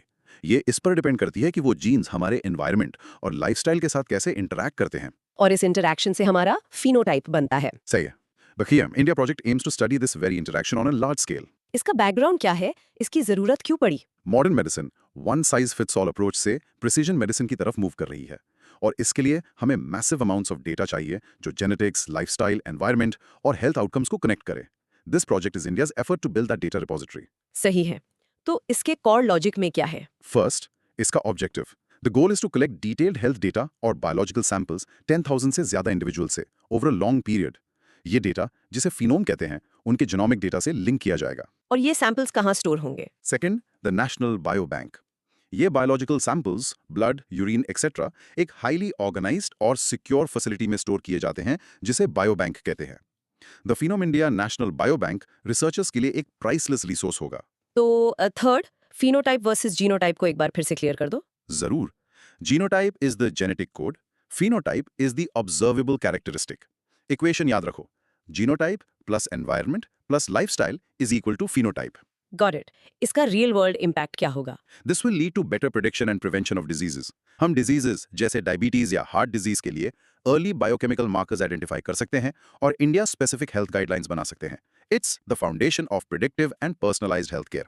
तो इसका कंक्लूजन क्या है? द फिनोम इंडिया प्रोजेक्ट जब जीनोम इंडिया प्रोजेक्ट के साथ मिल जाएगा तो ये इंडियन पॉपुलेशन में हेल्थ और डिजीज की एक कंप्लीट पिक्चर देगा। It will pave the way for a healthier future. Ready for a checkup? हाँ, first, what is a phenome? It's the set of all observable traits of N individual जो genotype और environment के interaction से बनते हैं। Memory hack, phenome is equal to physical manifestation. Second, what is the core equation to remember the relationship? Genotype plus environment is equal to phenotype. Memory hack, genes plus life is equal to you. Third, what is a biobank? A repository that stores biological samples for research purposes. Memory hack, biobank is equal to a library of biological samples. Fourth, ये project India के लिए specifically क्यों important है? क्योंकि ये India specific health solutions और guidelines create करने में हेल्प करेगा, क्योंकि हमारे जेनेटिक और एनवायरमेंटल फैक्टर्स यूनिक हैं। इसका memory hack, phenome India is equals to health for India. Finally genome और फिनोम डेटा को कंबाइन करने का अल्टीमेट गोल क्या है? To enable precision, predictive and personalized medicine. Memory hack, genome plus phenome is equals to precision healthcare. Brilliant. Okay, now practice saying, the Phenome India project collects data on observable traits and stores samples in a biobank to understand how genes and environment interact to affect health. In short, the Phenome India project studies the phenotype to connect our genetic blueprint to our actual health, enabling precision medicine. What a journey, दोस्त! हमने आज पूरा biotechnology का universe explore कर लिया. From editing our genes to understanding our health in a completely new way. Let's quickly recap. हमने start किया था जीन टेक्नोलॉजी से, जहां हमने देखा कि कैसे जीन एडिटिंग से हम डीएनए को बदल सकते हैं। हाँ. फिर हमने जीएम क्रॉप्स के पोटेंशियल और चैलेंजेस को समझा, और जीनोम इंडिया प्रोजेक्ट से जाना कि इंडिया अपनी यूनिक जेनेटिक डाइवर्सिटी को कैसे मैप कर रहा है। Exactly. फिर हमने कैंसर से लड़ने वाली अमेजिंग CAR-T थेरेपी को डिकोड किया, MRT से 3 पेरेंट बेबीज के कॉन्सेप्ट को समझा और स्टेम सेल्स की रीजेनरेटिव पावर को जाना। Right. We also looked at a whole range of cutting-edge developments from organ on a chip to jumping genes. और एंड में हमने फिनोम इंडिया प्रोजेक्ट से देखा कि कैसे हम हेल्थ को एक होलिस्टिक वे में स्टडी कर रहे हैं। बेसिकली हमने लाइफ के कोड को पढ़ना, लिखना और रीराइट करना सीखा। The theme was clear, engineering biology for a better future. अब तुम्हारे लिए कुछ क्विक चैलेंजेस हैं। ट्राई करो। नंबर 1, अपने शब्दों में सोमैटिक और जर्म लाइन एडिटिंग के बीच का फर्क समझाओ। 2, GEAC का रोल क्या है, एक लाइन में बताओ। 3, CAR-T थेरेपी को लिविंग ड्रग क्यों कहते हैं, सोचो। 4, अगर तुम्हें किसी दोस्त को 3 पेरेंट बेबी कॉन्सेप्ट समझाना हो तो कैसे समझाओगे। 5, स्टेम सेल्स और नॉर्मल बॉडी सेल्स में क्या मेन डिफरेंस है। एंड 6, फिनोटाइप और जीनोटाइप में क्या कनेक्शन है। सोचना इस पर। And here's one final challenge for you. आज हमने जितनी भी टेक्नोलॉजीज डिस्कस की, उनमें से कोई एक, जैसे ऑर्गन ऑन अ चिप या RNA साइलेंसिंग, चुनो। एक 60 सेकंड का ऑडियो नोट रिकॉर्ड करो जिसमें तुम उस टेक्नोलॉजी का रियल वर्ल्ड इंपैक्ट एक्सप्लेन कर रहे हो। Great idea. खुद को सुनो और देखो तुम कितना क्लियर समझा पाते हो। This was absolutely mind blowing. Biotechnology का फ्यूचर बहुत ब्राइट है और हम इसके विटनेस बन रहे हैं। ऐसे ही और अमेजिंग टॉपिक्स को एक्सप्लोर करने के लिए हमारे साथ जुड़े रहो। Until next time, keep questioning, keep learning and stay curious. Remember, knowledge ही असली पावर है। हे दोस्त, कभी सोचा है कि एक छोटी सी खांसी या फिर एक मस्कीटो बाइट। एग्जैक्टली एक सिंगल मस्कीटो बाइट पूरी दुनिया को मतलब लिटरली कैसे हिला सकता है? It's crazy right? आज हम हेल्थ एंड साइंस की दुनिया में एक जबरदस्त सफर पर निकलने वाले हैं। हम नए तरीकों से लेकर टू फाइट डिजीजेस तो हमारे इम्यून सिस्टम के सुपर गार्ड्स तक सब कुछ एक्सप्लोर करेंगे। Radio absolutely. और पता है ये सिर्फ फैक्ट्स नहीं है, राइट? ये वो नॉलेज है जो हमें हमारी फैमिली को और हमारी कम्युनिटी को हेल्दी रखने में हेल्प करता है। Basically empowerment through information. बिल्कुल सही। सो अगर साइंस एंड हेल्थ की दुनिया के सीक्रेट्स जानने हैं तो एक काम जरूर करना, फटाफट सब्सक्राइब बटन दबाओ, लाइक ठोको और वो घंटी जरूर बजा देना ताकि कोई भी अपडेट मिस ना हो। चलो शुरू करते हैं। चलो ठीक है, तो आज का हमारा लर्निंग मैप कैसा दिखता है? कहाँ से शुरू करें? हम शुरू करेंगे कुछ मेजर डिजीजेस से। Will get deep into tuberculosis and HIV, okay, उनके मैकेनिक्स और लेटेस्ट ब्रेक थ्रू समझेंगे। Sounds great. फिर हम ट्रैकोमा, हेपेटाइटिस, एमपॉक्स और HPV जैसी दूसरी इंपॉर्टेंट बीमारियों पर भी नजर डालेंगे। A quick tour. राइट, जो न्यूज में रही हैं। उसके बाद हम इम्यून सिस्टम के एक नोबेल प्राइज विनिंग कॉन्सेप्ट को समझेंगे। इसे कहते हैं पेरिफेरल इम्यून टॉलरेंस। बहुत फैसिनेटिंग है। इंट्रीगिंग। फिर आएगा the big one, anti microbial resistance यानी AMR, जिसे द साइलेंट पेंडेमिक भी कहते हैं। बिल्कुल। और साथ में फिक्स डोज कॉम्बिनेशन ड्रग्स को भी समझेंगे। ऑफ कोर्स वैक्सीन्स पर भी बात होगी, from the new malaria vaccine AdFalciVax to cutting edge mRNA cancer vaccines, wow. जो सब कुछ बदल सकती हैं। और फाइनली हम कुछ और इंपॉर्टेंट टॉपिक्स कवर करेंगे जैसे WHO पैंडेमिक एग्रीमेंट, इंडिया का universal immunisation programme, monoclonal antibodies, trans fats और भी बहुत कुछ। So buckle up, it's going to be a long and rewarding ride. Let's do it. Alright, let's dive into our first topic, tuberculosis यानी TB। हम सबने इसके बारे में सुना है, लेकिन इमेजिन करो आप एक बस में हो, कोई खांसता है और हवा में जो टाइनी ड्रॉपलेट्स हैं वो एक बैक्टीरियम कैरी करते हैं जो किसी और को इन्फेक्ट कर सकता है। बिल्कुल, that's the classic spread of TB। इतना सिंपल और उतना ही scary. So what is it exactly? ये एक कंटेजियस एयरबॉर्न डिजीज है जो एक बैक्टीरियम से होती है। नाम है Mycobacterium tuberculosis. Okay, let's get into the discussion. Introduction क्या है? हम अभी TB के बारे में क्यों बात कर रहे हैं? बिग न्यूज आ रही है WHO ग्लोबल TB रिपोर्ट 2025 से। इस रिपोर्ट के अकॉर्डिंग इंडिया का TB इंसिडेंस मतलब हर साल जो नए केसेस आते हैं, एग्जैक्टली वो 21% से रिड्यूस हुआ है। ये एक मतलब बहुत बड़ी अचीवमेंट है। That is fantastic. तो इसका बैकग्राउंड क्या है? Why is understanding TB so critical? TB सदियों से एक मेजर पब्लिक हेल्थ कंसर्न रहा है। It's an ancient disease. इसके अलग अलग फॉर्म्स को समझना जरूरी है अगर हम इसे पूरी तरह से खत्म करना चाहते हैं। Right, you have to know your enemy to defeat it. Precisely. Makes total sense. Okay, let's get into the core logic. इसका पॉजिटिव एजेंट क्या है? पॉजिटिव एजेंट है एक बैक्टीरियम, माइकोबैक्टीरियम ट्यूबरक्यूलोसिस। याद रखना, ये एक बैक्टीरियल इन्फेक्शन है, वायरल नहीं। ये डिस्टिंक्शन बहुत इंपॉर्टेंट है फॉर ट्रीटमेंट, राइट? एब्सोल्युटली। अब इसके टाइप्स है based on the site of infection. पहला है पल्मोनरी TB। अच्छा, ये सबसे कॉमन फॉर्म है, लंग्स को अफेक्ट करता है और कंटेजियस है, एयरबोर्न ड्रॉपलेट से फैलता है। और दूसरे टाइप्स? सेकेंड टाइप है एक्स्ट्रा पल्मोनरी TB। एक्स्ट्रा मतलब आउटसाइड, तो ये लंग्स के बाहर होता है, जैसे लिम्फ नोड्स, बोन्स या ब्रेन में। ये आमतौर पर कम कंटेजियस होता है। ओके। इसका एक सीरियस फॉर्म है स्पाइनल TB, जिसे पॉट्स डिजीज भी कहते हैं। ये स्पाइन को अफेक्ट करता है और सिवियर बैक पेन कर सकता है। और ड्रग्स के रिस्पांस के बेसिस पर भी क्लासिफिकेशन है? हाँ, एक है ड्रग सेंसिटिव TB। ये आसान वाला है, स्टैंडर्ड मेडिसिन जैसे आइजोनाइजिड और रिफैम्पिसिन से ठीक हो जाता है। और प्रॉब्लम वाला? प्रॉब्लम है drug resistant TB। Okay, tell me more about drug resistance. इसके अंदर आता है मल्टी ड्रग रेजिस्टेंट TB या MDR TB। ये तब होता है जब TB दो सबसे पावरफुल ड्रग्स रिफैम्पिसिन और आइजोनाइजिड पर रिस्पॉन्ड नहीं करता। ओह, दैट्स स्कैरी। और इससे भी ज्यादा स्कैरी है एक्सटेंसिवली ड्रग रेजिस्टेंट TB यानी XDR TB। इसमें स्ट्रॉन्गर सेकेंड लाइन मेडिसिन्स भी काम नहीं करती। सो इसका रियल वर्ल्ड इम्पैक्ट क्या है? रियल वर्ल्ड इम्पैक्ट ये है कि ड्रग रेजिस्टेंस एक बहुत बड़ा ग्लोबल चैलेंज है। इसके लिए न्यू ड्रग्स और बेटर ट्रीटमेंट स्ट्रैटेजीज की जरूरत है। इंडिया का जो TB रिडक्शन का गोल है, उसे इसी कॉन्टेक्स्ट में देखना होगा। सही है। तो कंक्लूजन क्या है TB पर? कंक्लूजन ये है कि TB एक कॉम्प्लेक्स बैक्टीरियल डिजीज है जिसके अलग अलग फॉर्म्स और चैलेंजेस हैं, स्पेशली ड्रग रेजिस्टेंस। लेकिन गुड न्यूज ये है कि साइंटिफिक प्रोग्रेस और स्ट्रॉन्ग पब्लिक हेल्थ इनिशिएटिव्स जैसे इंडिया में हो रहे हैं, हम इसे कंट्रोल कर रहे हैं। Fantastic breakdown. चलो अब कुछ क्रॉस क्वेश्चनिंग करते हैं to lock this in. First question, Pott's disease शरीर के किस हिस्से को प्रभावित करती है? ये स्पाइन को अफेक्ट करती है। इसका मेमोरी हैक है, सोचो कि आपकी स्पाइन पर एक भारी पॉट रखा है जिससे पेन हो रहा है। So Pott's disease equals spinal TB। Great hack. Question 2, pulmonary और एक्स्ट्रा पल्मोनरी टीबी में से कौन सा ज्यादा कंटेजियस है? Pulmonary TB. मेमोरी हैक के लिए याद रखो, पल्मोनरी में एल आता है फॉर लंग्स। इन्फेक्शन लंग्स में है तो जब आप खांसते हो जर्म्स फैलते हैं, simple. Perfect. Question 3, MDR TB में कौन सी दो मेन ड्रग्स काम करना बंद कर देती हैं? ये प्रीलिम्स के लिए इंपॉर्टेंट हो सकता है। आइसोनाइजिड और रिफेम्पिसिन। मेमोरी हैक के लिए इन्हें IR डुओ कहो। Imagine a patient saying, I am resistant to these two key drugs. I like that one. Question 4, क्या टीबी एक वायरस से होता है? ये एक क्लासिक ट्रिक क्वेश्चन है। बिल्कुल नहीं, ये माइकोबैक्टीरियम ट्यूबरकुलोसिस नाम के बैक्टीरियम से होता है। मेमोरी हैक ये हो सकता है कि ट्यूबरकुलोसिस में ट्यूब को टेस्ट ट्यूब से लिंक करो, जिसमें बैक्टीरिया ग्रो करते हैं। स्मार्ट। एंड फाइनल क्वेश्चन, अ की डेटा पॉइंट। WHO रिपोर्ट 2025 के अनुसार इंडिया के टीबी इंसिडेंट्स में कितनी कमी आई है? 21% की कमी आई है। ये डेटा पॉइंट प्रीलिम्स के लिए बहुत इंपॉर्टेंट हो सकता है। 21%, just lock it in. Excellent. Now, pause and practice saying. In short, TB एक बैक्टीरियल इन्फेक्शन है जिसके लोकेशन और ड्रग रेजिस्टेंस के बेसिस पर कई टाइप्स होते हैं और इंडिया इसके खिलाफ सिग्निफिकेंट प्रोग्रेस कर रहा है। All right. Let's move to our next major topic, HIV. So, दोस्त, imagine करो कि आपकी बॉडी में एक हाईटेक सिक्योरिटी सिस्टम है। इस सिस्टम में एलीट गार्ड्स हैं। चलो उन्हें CD4 सेल्स कहते हैं, जो इंट्रूडर्स को ढूंढकर डिस्ट्रॉय करते हैं। अब इमेजिन एक वायरस जो देश पर नहीं, बल्कि सीधे उन सिक्योरिटी गार्ड्स को ही एलिमिनेट कर देता है। Exactly, that's what HIV does. ये बॉडी के पूरे डिफेंस सिस्टम को अंदर से कमजोर कर देता है। कूल ना? एकदम परफेक्ट एनालॉजी है।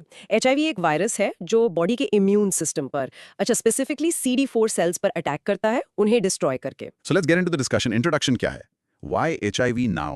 बिग न्यूज ये है कि US FDA ने एक नई HIV प्रिवेंशन ड्रग को अप्रूव किया है जिसका नाम है लेनाकैपाविर। ये एक मेजर ब्रेक थ्रू माना जा रहा है। That sounds promising. इसका बैकग्राउंड क्या है? HIV तो डेकेड से ग्लोबल चैलेंज रहा है, राइट? यस, फॉर डेकेड्स ये एक फॉर्मिडेबल ग्लोबल हेल्थ चैलेंज रहा है। इसलिए प्रिवेंशन और ट्रीटमेंट में हर प्रोग्रेस मतलब लिटरली लाइफ सेविंग है और इसीलिए लेनाकैपाविर जैसी हर डेवलपमेंट इतनी सिग्निफिकेंट है। Okay, let's get to the core logic. What exactly is this new drug, lenacapavir? लेनाकैपाविर एक एंटी रेट्रोवायरल मेडिसिन है। ये स्पेसिफिकली HIV प्रिवेंशन के लिए यूज होती है as a pre exposure prophylaxis यानी PrEP. PrEP, okay? Basically PrEP उन लोगों को दी जाती है जो HIV नेगेटिव हैं बट हाई रिस्क पर हैं। एक शील्ड की तरह काम करती है। और HIV का मैकेनिज्म क्या है? ये इम्यून सिस्टम पर अटैक करता है by infecting and destroying CD4 T lymphocytes. ये इन्फेक्टेड पर्सन के बॉडी फ्लूइड से फैलता है, जैसे ब्लड, ब्रेस्ट मिल्क, सीमेन और वैजिनल फ्लूइड्स, और ये माँ से बच्चे में भी ट्रांसमिट हो सकता है। And what about treatment and progression? इसे एंटी रेट्रोवायरल थेरेपी यानी ART से ट्रीट और प्रिवेंट किया जा सकता है। ART HIV को क्योर नहीं करती लेकिन वायरस को कंट्रोल कर सकती है। और अगर ट्रीटमेंट ना हो तो? अगर अनट्रीटेड छोड़ दिया जाए तो HIV अपनी मोस्ट एडवांस्ड स्टेज में प्रोग्रेस कर सकता है, जिसे अक्वायर्ड इम्यूनोडिफिशियेंसी सिंड्रोम यानी एड्स कहते हैं। So, lenacapavir जैसी ड्रग का रियल वर्ल्ड इम्पैक्ट क्या है? ड्रग्स जैसे लेनाकैपाविर HIV प्रिवेंशन को बहुत आसान बनाती हैं। इससे ओल्डर प्रेप मेडिसिन से कम बार लेना पड़ता है, जिससे पेशेंट कंप्लायंस इंप्रूव होती है और नए इन्फेक्शंस रोकने में ज्यादा मदद मिलती है। So, what's the conclusion on HIV? Conclusion ये है कि HIV अब एक फेटल डायग्नोसिस से एक मैनेजेबल क्रॉनिक कंडीशन बन गया है, thanks to advancements like RAT and PrEP। लेकिन अवेयरनेस और प्रिवेंशन अभी भी हमारे सबसे पावरफुल टूल्स हैं। Great explanation. Time for our cross questioning round. First question. HIV शरीर की किन कोशिकाओं पर हमला करता है? ये CD4 सेल्स पर हमला करता है। मेमोरी हैक के लिए सोचो, CD4 मतलब कांट डिफेंड फोर्सेस डाउन, मतलब आपकी डिफेंस फोर्सेस नीचे जा रही हैं। Nice one. Second question. नई दवा lenacapavir का मुख्य उद्देश्य क्या है? ये एक प्रेप या प्री एक्सपोजर प्रोफिलैक्सिस ड्रग है जो HIV प्रिवेंशन के लिए है। सिंपल मेमोरी हैक है, prep equals preventing exposure proactively. Love it. Question 3. क्या HIV और एड्स एक ही चीज है? ये बहुत कॉमन कंफ्यूजन है। नहीं, HIV वो वायरस है जो इन्फेक्शन कॉज करता है।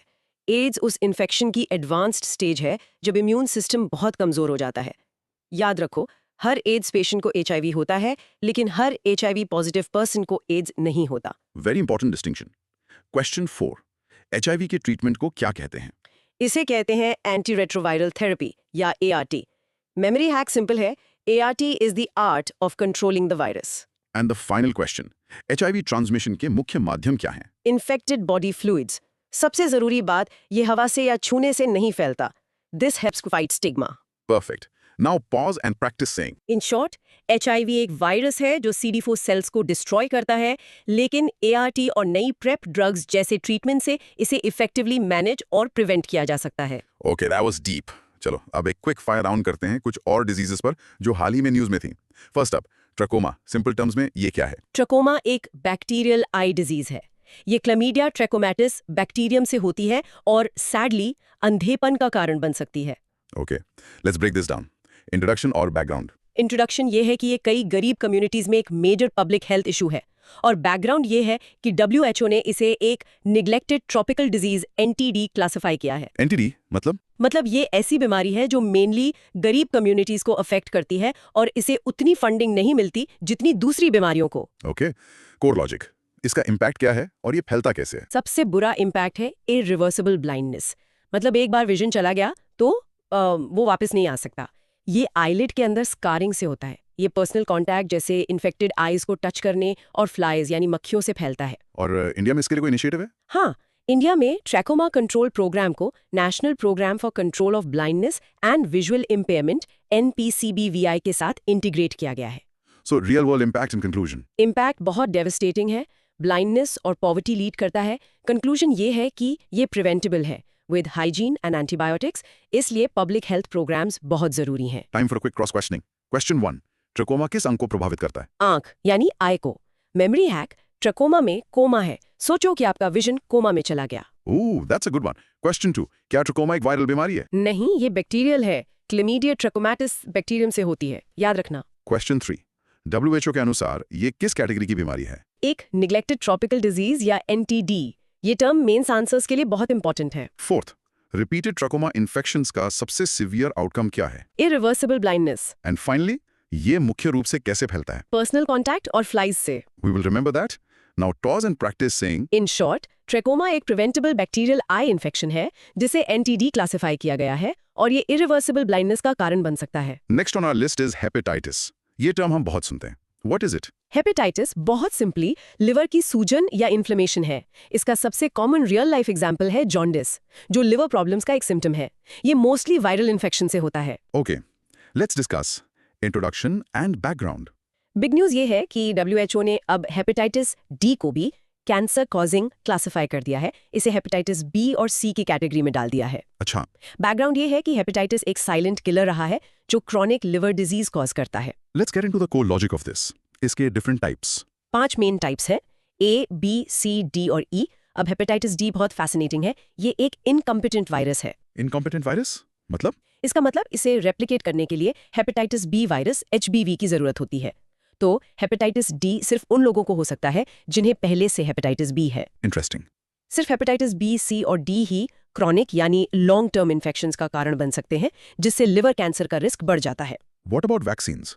और कोई इंडियन डेवलपमेंट यहाँ? हेपेटाइटिस C के लिए कोई वैक्सीन नहीं है, लेकिन हेपेटाइटिस B की वैक्सीन हेपेटाइटिस D से भी बचाती है। Right. और अ बिग इंडियन डेवलपमेंट है हैविश्योर, इंडिया की पहली indigenous hepatitis A vaccine. Real world impact and conclusion. Impact ये है कि लाखों लोग क्रॉनिक लिवर डिजीज से सफर करते हैं बिना जाने। कंक्लूजन ये है कि वैक्सीनेशन और स्क्रीनिंग इस बीमारी से लड़ने के लिए क्रिटिकल टूल्स हैं। Let's do a quick cross questioning. Question 1. Hepatitis D होने के लिए किस दूसरे हेपेटाइटिस वायरस का होना जरूरी है? Hepatitis B। इसका मेमोरी हैक सिंपल है, D डिपेंड्स ऑन B। सोचो D B का डिपेंडेंट फ्रेंड है जो अकेले कहीं नहीं जा सकता। Perfect. Question 2. किस हेपेटाइटिस टाइप के लिए कोई वैक्सीन अवेलेबल नहीं है? This is a key fact. Hepatitis C। Memory hack, C for can't vaccinate. And question 3. The Indian connection. Bharat की पहली स्वदेशी हेपेटाइटिस A वैक्सीन का नाम क्या है? Question 4. कौन से टाइप्स क्रॉनिक इन्फेक्शन का कारण बन सकते हैं? B, C और D। याद रखो ये 3 लॉन्ग टर्म ट्रबल मेकर्स हैं जो कैंसर तक ले जा सकते हैं। एंड फाइनली, हेपेटाइटिस मुख्य रूप से किस अंग को प्रभावित करता है? लिवर को। हेपेटाइटिस का मतलब ही है लिवर की inflammation. Hepa refers to the liver. Great stuff. Now pause and practice saying. In short, hepatitis liver की बीमारी है जिसमें B, C और D टाइप्स क्रॉनिक हो सकते हैं और हेप D के लिए हेप B का होना जरूरी है। Moving on to Mpox, जिसे पहले मंकी पॉक्स कहते थे। इसकी शॉर्ट डेफिनेशन क्या है? एमपॉक्स एक वायरल जूनोटिक डिजीज है जिसका मतलब है ये जानवरों से इंसानों में फैलती है। सिंपल एग्जांपल है किसी को रोडेंट या प्राइमेट से ये बीमारी मिलना। ये मंकी पॉक्स वायरस से होती है। So, introduction and background. Introduction है रीसेंट अपडेट। WHO ने डिक्लेयर किया है कि अफ्रीका में जो मंकी पॉक्स आउटब्रेक था वो अब ग्लोबल हेल्थ इमरजेंसी नहीं है। अच्छा, ये तो गुड न्यूज़ है। हाँ, बैकग्राउंड ये है कि ये कुछ टाइम के लिए एक बहुत बड़ा ग्लोबल कंसर्न था और WHO ने इसे public health emergency of international concern PHEIC declare किया था। Let's look at the core logic. ये किस तरह का वायरस है और कैसे ट्रांसमिट होता है? ये ऑर्थोपॉक्स वायरस जीनस का हिस्सा है। सेम फैमिली जिसमें स्मॉल पॉक्स था। ये इन्फेक्टेड लोगों, जानवरों या कंटैमिनेटेड चीज़ों के साथ क्लोज कॉन्टैक्ट से फैलता है। सिम्टम्स क्या हैं? सिम्टम्स में फीवर, हेडेक और एक कैरेक्टरिस्टिक रैश शामिल है। What about treatment and diagnosis? इसका कोई प्रूवन स्पेसिफिक ट्रीटमेंट नहीं है। ट्रीटमेंट मेनली सपोर्टिव होता है और स्टैंडर्ड डायग्नोस्टिक टेस्ट है RT-PCR test. Real world impact and conclusion? Impact था ग्लोबल पैनिक और travel restrictions for a while. Conclusion यह है कि global health systems coordinated effort से ऐसे आउटब्रेक्स को सक्सेसफुली मैनेज और डीएस्केलेट कर सकते हैं। Quick questions on mpox. First, mpox किस प्रकार की बीमारी है? ये एक वायरल जूनोटिक डिजीज है। जूनोटिक में जू वर्ड आपको एनिमल से कनेक्ट करने में हेल्प करेगा। Good tip. Second question, mpox के डायग्नोसिस के लिए कौन सा टेस्ट यूज होता है? RT-PCR test. ये कोविड-19 के बाद सबको आसानी से याद रहना चाहिए क्योंकि वहां भी ये यूज हुआ था। ट्रू। थर्ड, WHO ने इसे पहले क्या स्टेटस दिया था? इसे PHEIC public health emergency of international concern declare किया गया था। ये ग्लोबल हेल्थ में एक बहुत इंपॉर्टेंट टर्म है। फोर्थ, क्या इसके लिए स्पेसिफिक ट्रीटमेंट्स अवेलेबल हैं? नहीं, एमपॉक्स के लिए कोई प्रूवन ट्रीटमेंट नहीं है। फोकस सपोर्टिव केयर पर रहता है। फाइनल क्वेश्चन, ये मुख्य रूप से कैसे फैलता है? क्लोज कॉन्टैक्ट से। ये कीवर्ड याद रखना है। एयरबॉर्न नहीं है जैसे टीबी या Covid. Excellent. Now pause and practice saying. In short, mpox एक वायरल ज़ोनोटिक डिजीज है जो क्लोज कॉन्टैक्ट से फैलती है। अब ये ग्लोबल हेल्थ इमरजेंसी नहीं है और इसका कोई स्पेसिफिक ट्रीटमेंट नहीं है। Last one in a quick fire round, HPV या ह्यूमन पैपिलोमा वायरस? HPV एक बहुत कॉमन सेक्सुअली ट्रांसमिटेड इन्फेक्शन है। ये स्किन, जेनिटल एरिया और थ्रोट को अफेक्ट कर सकता है। इसका real life example genital warts हैं, लेकिन इसका सबसे सीरियस कॉन्सिक्वेंस कैंसर है। So, introduction and background. Big news और इंट्रोडक्शन ये है कि इंडिया की पहली indigenously developed HPV test kits को सर्वाइकल कैंसर स्क्रीनिंग के लिए वैलिडेट किया गया है। वाओ, ये एक मेजर स्टेप है। हाँ, बैकग्राउंड ये है कि HPV एक्सट्रीमली कॉमन है और जबकि ज्यादातर इन्फेक्शंस अपने आप क्लियर हो जाते हैं, कुछ डेडली कैंसर्स का कारण बन सकते हैं। Let's dig into the core logic. Infection के बाद क्या होता है? ज्यादातर केसेस में बॉडी का इम्यून सिस्टम HPV इन्फेक्शन को खुद ही क्लियर कर देता है, लेकिन एक हाई रिस्क टाइप के HPV का पर्सिस्टेंट इन्फेक्शन एबनॉर्मल सेल्स बना सकता है जो कैंसर में बदल सकते हैं। और इससे होने वाला सबसे कॉमन कैंसर? Cervical cancer. ये बाय फार HPV से होने वाला सबसे आम कैंसर है। What about treatment? ये एक क्रिटिकल पॉइंट है। HPV इन्फेक्शन का कोई ट्रीटमेंट नहीं है। हम वायरस को क्योर नहीं कर सकते। हम सिर्फ वैक्सीन से इसे प्रिवेंट कर सकते हैं और स्क्रीनिंग से इसके इफेक्ट्स को मैनेज कर सकते हैं। Real world impact in conclusion? Impact ये है कि लाखों महिलाएं सर्वाइकल कैंसर के रिस्क में हैं। कंक्लूजन ये है कि यंग गर्ल्स के लिए वैक्सीनेशन और विमेन के लिए रेगुलर स्क्रीनिंग का कॉम्बिनेशन इस कैंसर को एलिमिनेट करने की सबसे पावरफुल स्ट्रैटेजी है। Time for a final quick fire cross questioning. Question 1, HPV मुख्य रूप से किस प्रकार के कैंसर का कारण बनता है? Cervical cancer. मेमोरी हैक के लिए बस याद रखो HPV और सर्वाइकल कैंसर एक जोड़ी है। HPV में V आपको सर्विक्स की V शेप की याद दिला सकता है। Good one.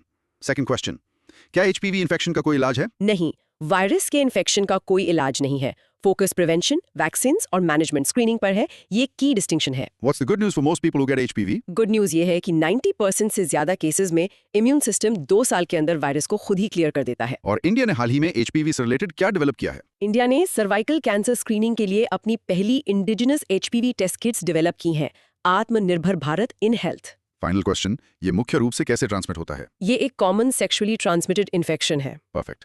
Now pause and practice saying. In short, HPV एक कॉमन STI है और सर्वाइकल कैंसर का मुख्य कारण है, लेकिन ये वैक्सीन से लार्जली प्रिवेंटेबल है और अब इंडिया ने अपनी टेस्टिंग किट्स भी डेवलप कर ली हैं। Wow, what a round. Okay, अब और डिजीजेस से हटकर उस सिस्टम पर आते हैं जो इनसे लड़ता है, हमारा इम्यून सिस्टम। और ये नेक्स्ट टॉपिक एक नोबेल प्राइज विनर है। यस। तो इमेजिन करो आपके देश की एक पावरफुल आर्मी है, वो है आपका इम्यून सिस्टम।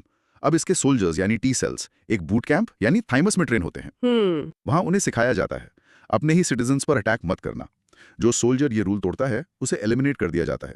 इसे कहते हैं सेंट्रल टॉलरेंस। राइट। लेकिन कुछ रोग सोल्जर्स भाग जाते हैं तो बॉडी के पास एक सेकंड लाइन ऑफ डिफेंस है, एक सिटी पुलिस फोर्स, उन्हें रोकने के लिए। ये है दोस्त पेरिफेरल इम्यून टॉलरेंस। एकदम परफेक्ट एनालॉजी। और इसी सिटी पुलिस फोर्स की डिस्कवरी ने 2025 का नोबेल प्राइज जितवाया है मैरी इब्रांग को, फ्रेड रैम्सडेल और शिमोन साकोगुची को। सो इंट्रोडक्शन एंड बैकग्राउंड। इंट्रोडक्शन है। ये नोबेल प्राइज विन। बैकग्राउंड ये है कि हमारा इम्यून सिस्टम दुश्मनों पर अटैक करने और दोस्तों हमारे अपने सेल्स को इग्नोर करने के बीच एक बैलेंस बनाए लगता है। जब ये बैलेंस बिगड़ता है तो ऑटो इम्यून डिजीजेस होती हैं। Okay, let's get into the core logic. ये सिटी पुलिस कौन है? ये एक स्पेशल टाइप के T सेल्स हैं जिन्हें रेगुलेटरी T सेल्स या ट्रेग्स सेल्स कहते हैं। उनका मेन काम उन भागे हुए सेल्फ रिएक्टिव टी सेल्स को पहचानकर उन्हें सप्रेस करना है।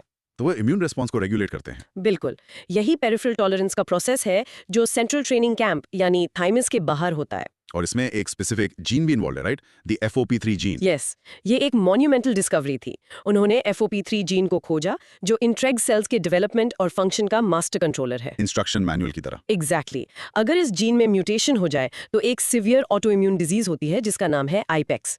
सो what is the real world impact? इस डिस्कवरी की सिग्निफिकेंस तो बहुत बड़ी होगी। ये रेवोल्यूशनरी है। पहला, treatment of auto immune diseases. हम ट्रेग एक्टिविटी को बूस्ट करने वाली थेरेपीज बना सकते हैं। दूसरा, प्रोवाइडिंग कैंसर ट्रीटमेंट। कैंसर में कैसे? कैंसर में ट्रेग सेल्स कभी-कभी ट्यूमर को प्रोटेक्ट करते हैं, तो नई थेरेपीज इन ट्रेग सेल्स को ब्लॉक करने का एम रखती हैं ताकि इम्यून सिस्टम कैंसर पर अटैक कर सके। इसके अलावा इसके एप्लीकेशंस ऑर्गन ट्रांसप्लांट रिजेक्शन को रोकने में भी हैं। And the conclusion? Treg cells और FOXP3 जीन की डिस्कवरी ने इम्यूनोलॉजी की हमारी समझ को पूरी तरह बदल दिया है। इसने बीमारियों की एक बड़ी रेंज को ट्रीट करने के लिए बिल्कुल नए रास्ते खोले हैं। Absolutely mind blowing stuff. चलो क्रॉस क्वेश्चनिंग करते हैं। क्वेश्चन 1, इम्यून टॉलरेंट के दो मुख्य प्रकार कौन से हैं? सेंट्रल टॉलरेंस और पेरिफेरल टॉलरेंस। मेमोरी हैक है लोकेशन। सेंट्रल में होता है थाइमस बूट कैंप और पेरिफेरल बाहर पेरिफेरी में होता है। परफेक्ट।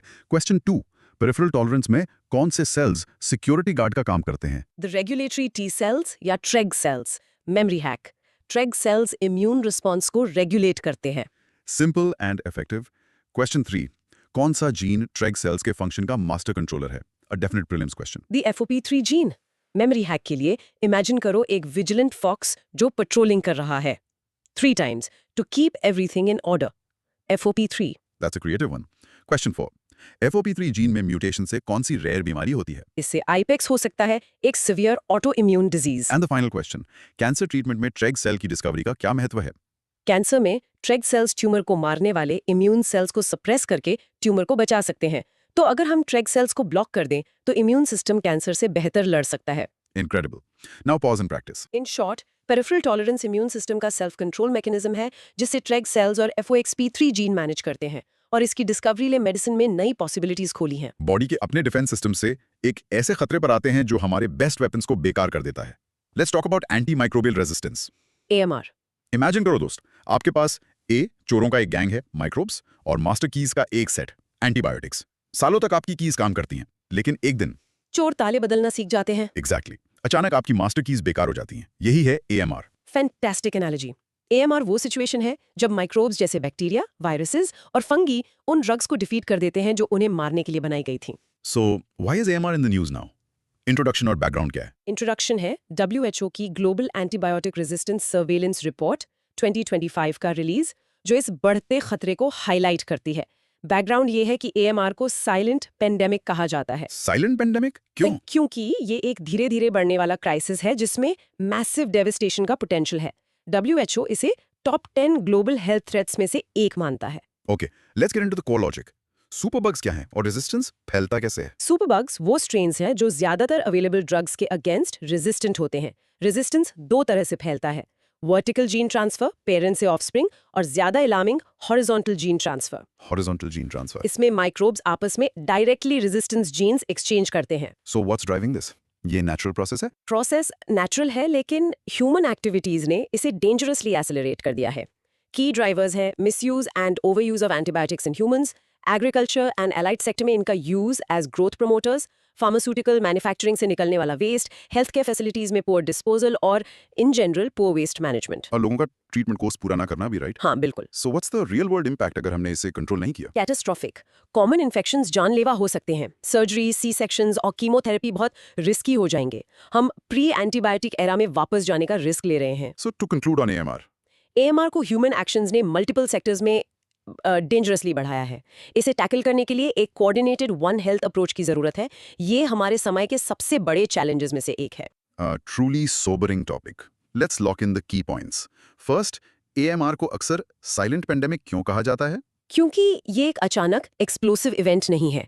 ये एक धीरे धीरे बढ़ने वाला क्राइसिस है, लेकिन इसका पोटेंशियल थ्रेट उतना ही गंभीर है जितना एक कन्वेंशनल पैंडेमिक का। Got it. Second question, superbugs क्या होते हैं? सुपरबग्स वो माइक्रोब्स हैं जो ज्यादातर अवेलेबल एंटी माइक्रोबियल ड्रग्स के प्रति रेजिस्टेंट हो चुके हैं, जिससे उनके द्वारा होने वाले इन्फेक्शंस का इलाज बहुत मुश्किल हो जाता है। थर्ड, एग्रीकल्चर सेक्टर का AMR बढ़ाने में क्या रोल है? लाइफस्टॉक में एंटीबायोटिक्स का यूज ग्रोथ प्रोमोटर्स के रूप में रेजिस्टेंट बैक्टीरिया के लिए एक ब्रीडिंग ग्राउंड बनाता है जो फूड चेन के थ्रू इंसानों तक पहुंच सकते हैं। फोर्थ क्वेश्चन, क्या एंटीबायोटिक का कोर्स पूरा न करने से AMR बढ़ सकता है? हाँ, बिल्कुल।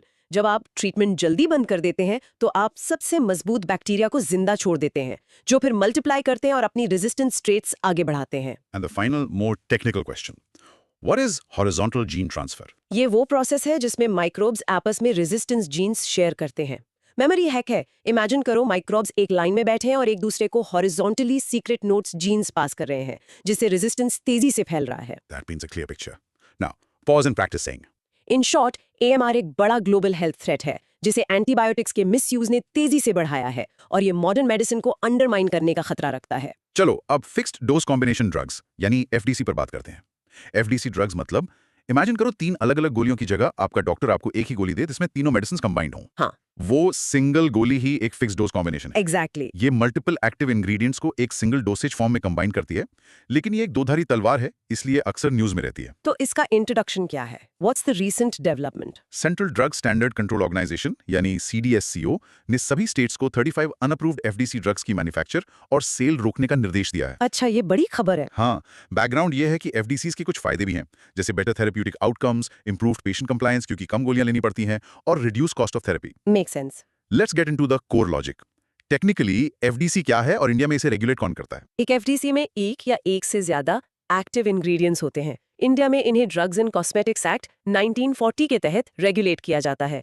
नेशनल अथॉरिटी है CDSCO और स्टेट लेवल पर है state drug regulatory authorities. Okay, तो कुछ FDCs के साथ प्रॉब्लम क्या है? प्रॉब्लम है इरैशनल FDCs के साथ।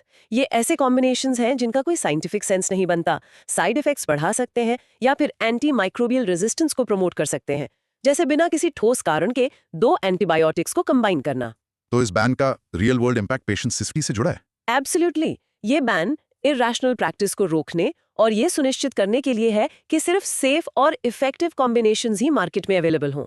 And the conclusion? FDCs बहुत फायदेमंद हो सकते हैं जब वो रैशनल और साइंटिफिकली साउंड हो, लेकिन इरैशनल FDCs का बढ़ना एक बड़ा हेल्थ रिस्क है, इसलिए स्ट्रॉन्ग रेगुलेशन जरूरी है। Time for a quick cross questioning. Question 1, FDC का फुल फॉर्म क्या है? Fixed dose combination. Memory hack. गोली में हर दवाई की डोज फिक्स्ड होती है। Simple enough. क्वेश्चन 2, FDCs का पेशेंट्स के लिए एक बड़ा फायदा क्या है? इम्प्रूव्ड पेशेंट कंप्लायंस, क्योंकि इससे पिल बर्डन कम हो जाता है। थर्ड क्वेश्चन, इंडिया की नेशनल ड्रग रेगुलेटरी अथॉरिटी कौन सी है? CDSCO, central drugs standard control organisation.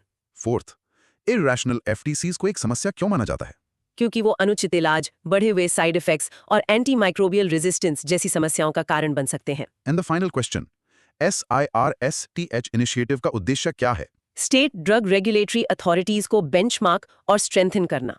सोचो, SIRSTH का एम है बेस्ट, श्रेष्ठ रेगुलेटरी स्टैंडर्ड्स लाना। Perfect. Now pause and practice saying. In short, FDCs combined drugs हैं जो फायदेमंद हो सकती हैं, लेकिन इरैशनल कॉम्बिनेशंस को रोकने के लिए सख्त रेगुलेशन की जरूरत है। चलो अब वैक्सीन्स पर आते हैं। First up is AdFalciVax. ये किस चीज को टारगेट करती है? ये इंडिया की पहली indigenous multi stage malaria vaccine है। एक बहुत बड़ी डेवलपमेंट है। इसकी जरूरत का रियल लाइफ एग्जाम्पल है इंडिया में हर साल होने वाले लाखों malaria cases. So what's the introduction and background? Introduction ये है कि गवर्नमेंट ऑफ इंडिया ने प्राइवेट फर्म्स को इसे प्रोड्यूस करने का लाइसेंस दे दिया है, मतलब मास प्रोडक्शन की तरफ बढ़ रहे हैं। बैकग्राउंड है इंडिया की मलेरिया के खिलाफ लंबी लड़ाई। Okay, let's get to the core logic. AdFalciVax को स्पेशल क्या बनाता है? इसका की फीचर है ड्यूअल स्टेज टारगेटिंग। ये प्लाज्मोडियम फॉल्सिपेरम पैरासाइट को उसकी लाइफ साइकिल के 2 अलग-अलग स्टेजेस पर अटैक करने के लिए डिजाइन की गई है। अच्छा, यह स्पेसिफिकली प्लाज्मोडियम फैल्सिपारम को टारगेट करती है क्योंकि यह मलेरिया पैरासाइट की सबसे डेडली स्पीसीज है जो फीमेल एनोफिलीज मस्कीटोज से फैलती है। Real world impact and conclusion? Impact हो सकता है मलेरिया से होने वाली मौतों और बीमारियों में एक ड्रास्टिक कमी, और कंक्लूजन ये है कि ये मेक इन इंडिया के लिए हाई एंड बायोटेक्नोलॉजी में एक लैंडमार्क अचीवमेंट है। Okay, some quick questions. First, AdFalciVax किस बीमारी के लिए वैक्सीन है? मलेरिया के लिए। Memory hack. नाम में फैल्सी है जो सीधा प्लाज्मोडियम फैल्सिपारम मलेरिया पैरासाइट से जुड़ता है। Good one. सेकंड, इस वैक्सीन का यूनिक फीचर क्या है? इसकी dual stage targeting ability. Third, सबसे डेडली मलेरिया पैरासाइट स्पीशीज कौन सी है? प्लाज्मोडियम फैल्सिपारम। फोर्थ, मलेरिया कैसे फैलता है? इन्फेक्टेड फीमेल एनोफिलीज मस्कीटोज के काटने से। एंड फाइनली, इंडिया के लिए इस वैक्सीन का क्या महत्व है? ये इंडिया की पहली indigenous multi stage malaria vaccine है। Excellent. Now pause and practice saying. In short, AdFalciVax India की पहली इंडिजिनस मलेरिया वैक्सीन है जो डुअल स्टेज अप्रोच यूज करके सबसे खतरनाक मलेरिया पैरासाइट को टारगेट करती है। Next up, two futuristic sounding vaccine types, oncolytic and personalized mRNA vaccines. ये तो साइंस फिक्शन लगता है, लेकिन अब ये रियलिटी बन रहा है। रशिया रिपोर्टेडली इन्हें कैंसर ट्रीटमेंट के लिए डेवलप कर रहा है। So introduction and background. Introduction है रशिया से आ रही ये खबर। बैकग्राउंड है कैंसर ट्रीटमेंट्स की लंबी खोज जो ज्यादा टारगेटेड हो और कीमोथेरेपी से कम साइड इफेक्ट्स वाले हों। चलो इन्हें ब्रेक डाउन करते हैं। Core logic. फर्स्ट, ऑन्कोलिटिक वैक्सीन क्या है? एक ऑन्कोलिटिक वैक्सीन ऑन्कोलिटिक वायरसेस या ओवीज यूज करती है। ये स्पेशल वायरसेस हैं जिन्हें दो चीजें करने के लिए इंजीनियर किया जाता है। पहला, वो सीधे कैंसर सेल्स को इन्फेक्ट करके उन्हें मार देते हैं। और दूसरा, वो पेशेंट के अपने इम्यून सिस्टम को अलर्ट करते हैं, एक powerful anti tumour immune response stimulate करके, एक 1-2 पंच की तरह। And personalised mRNA vaccines? ये सच में पर्सनलाइज्ड मेडिसिन है।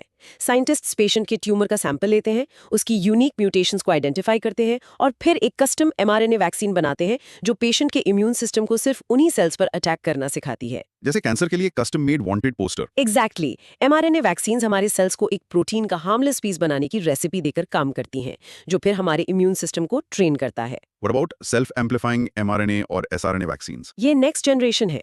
एक mRNA वैक्सीन में सेल्स को mRNA की और कॉपीज बनाने के इंस्ट्रक्शंस भी होते हैं, तो आप बहुत कम डोज यूज करके एक स्ट्रॉन्गर इम्यून रिस्पॉन्स पा सकते हैं।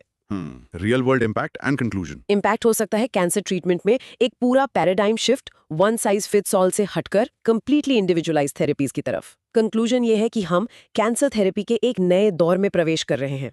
Mind blowing. Let's do our cross questioning. First, oncolytic virus का ड्यूअल फंक्शन क्या है? ये सीधे कैंसर सेल्स को मारता है और बॉडी के अपने एंटी ट्यूमर इम्यून रिस्पॉन्स को स्टिमुलेट करता है। Second question. Personalized mRNA cancer vaccines किस आधार पर बनाई जाती हैं? ये हर पेशेंट के इंडिविजुअल कैंसर सेल्स के यूनिक जेनेटिक म्यूटेशंस पर आधारित होती हैं, tailor made. Third, mRNA vaccine का कोर कंपोनेंट क्या है? mRNA का एक सिंथेटिक स्ट्रैंड जो हमारे सेल्स को एक स्पेसिफिक प्रोटीन बनाने के इंस्ट्रक्शंस देता है। Fourth, self-amplifying mRNA वैक्सीन का मुख्य फायदा क्या है? ये बहुत कम डोज में एक स्ट्रॉन्ग इम्यून रिस्पॉन्स दे सकती है क्योंकि ये हमारे सेल्स के अंदर सेल्फ एम्पलीफाई करती है। And the final question, क्या mRNA वैक्सीन्स में कोई लाइव वायरस होता है? नहीं, यही उनका एक की सेफ्टी फीचर है। Incredible stuff. Now, pause and practice saying. In short, oncolytic vaccines cancer को मारने के लिए वायरसेस का यूज करती हैं, जबकि पर्सनलाइज्ड mRNA वैक्सीन्स पेशेंट के अपने ट्यूमर जेनेटिक्स का यूज करके उसके इम्यून सिस्टम को ट्रेन करती हैं। That was deep science. चलो अब ग्लोबल हेल्थ पॉलिसीज पर आते हैं। First up, the WHO pandemic agreement.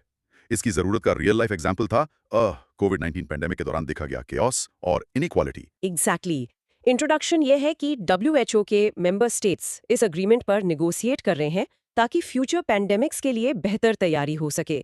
Background है कोविड-19 से सीखे गए कठिन सबक। So what are the core logic and key goals? दो मेन पिलर्स हैं। पहला है strengthen pandemic prevention and surveillance और दूसरा है एक pathogen access and benefit sharing PABS system बनाना। PABS system. इसका एम ये सुनिश्चित करना है कि अगर कोई देश पैथोजन डेटा शेयर करता है तो उसे उससे बनने वाली वैक्सीन्स और ड्रग्स तक इक्विटेबल एक्सेस मिले। Real world impact and conclusion. Impact होगा एक ज्यादा कोऑर्डिनेटेड और इक्विटेबल ग्लोबल रिस्पॉन्स। कंक्लूजन ये है कि जबकि निगोशिएशंस मुश्किल है, ऐसा अग्रीमेंट जरूरी है ताकि अतीत की गलतियां ना दोहराई जाएं। Quick questions. First, WHO pandemic agreement का मुख्य उद्देश्य क्या है? फ्यूचर पैंडेमिक्स के लिए बेहतर प्रिवेंशन, प्रिपेयर्डनेस और रिस्पॉन्स के लिए एक global framework banana.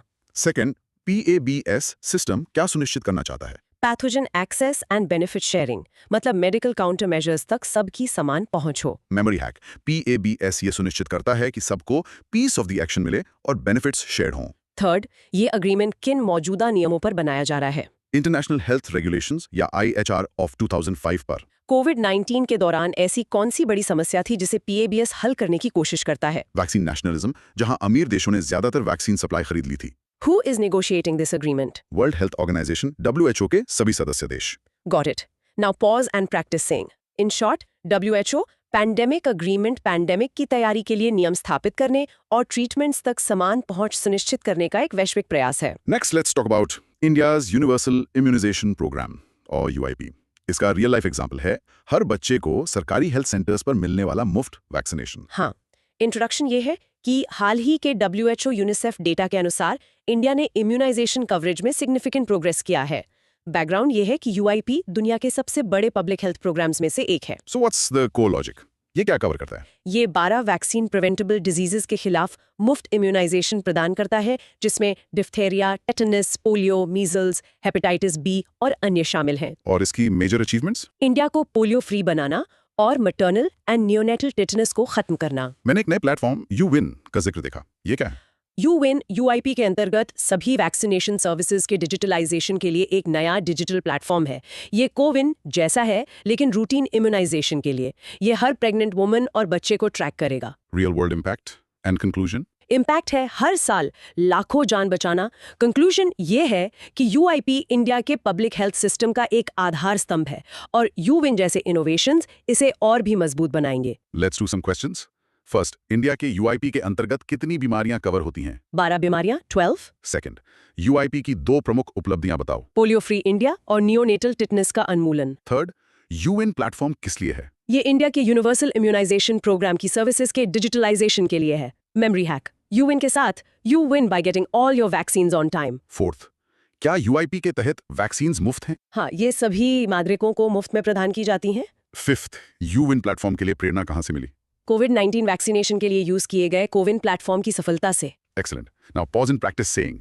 In short, India का UIP 12 बीमारियों के खिलाफ मुफ्त टीके प्रदान करने वाला एक विशाल कार्यक्रम है, जिसकी बड़ी सफलताएं हैं, और अब YouWin नाम का एक नया डिजिटल प्लेटफॉर्म भी है। Wow, what a session, Jin. For example, ICMR is developing one against the Nipah virus. 35 by 35 initiative. It's a WHO initiative to push countries to raise taxes on 3 unhealthy products: tobacco, alcohol, and sugary drinks by the year 2035. National One Health Mission.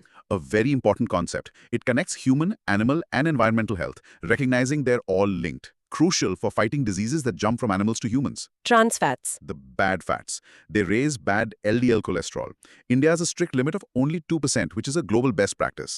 Wegovy, the weight loss drug, oral rehydration salts. FSI has clarified that the name ORS is only for the medical WHO formula drug. Commercial sports drinks can't use it. Type 5 diabetes, a new one. Yes, linked to malnutrition, also called J-type diabetes, different from type 1 and type 2. And lastly, spark therapy, Analogy? a sniper rifle for cancer. It's an advanced radiation therapy using protons that stop exactly at the tumor, sparing healthy tissue. Super precise. Wow, what a journey. We have literally covered everything. Really did a deep dive into the health sector. We did. Now to tie it all together. Broad micro theme recap. Health and disease landscape. Let's do a quick summary. Let's quickly summarize. First, major diseases. हमने समझा कि TB और HIV जैसी बीमारियों से लड़ने में भारत कैसे प्रोग्रेस कर रहा है, and new drugs are bringing new hope. Second, the science. Ground breaking science. We understood the immune system's self-control mechanism, the Treg cells, through the Nobel Prize discovery. Third, the future. Future of medicine. हमने देखा कि कैसे FDC drugs, the fight against AMR, और personalized cancer vaccines are shaping the future of medicine. And finally, public health. Public health initiatives. हमने UIP, One Health Mission और WHO के global agreements जैसे प्रयासों के महत्व को जाना, जो एक स्वस्थ दुनिया बनाने के लिए जरूरी हैं। Fantastic.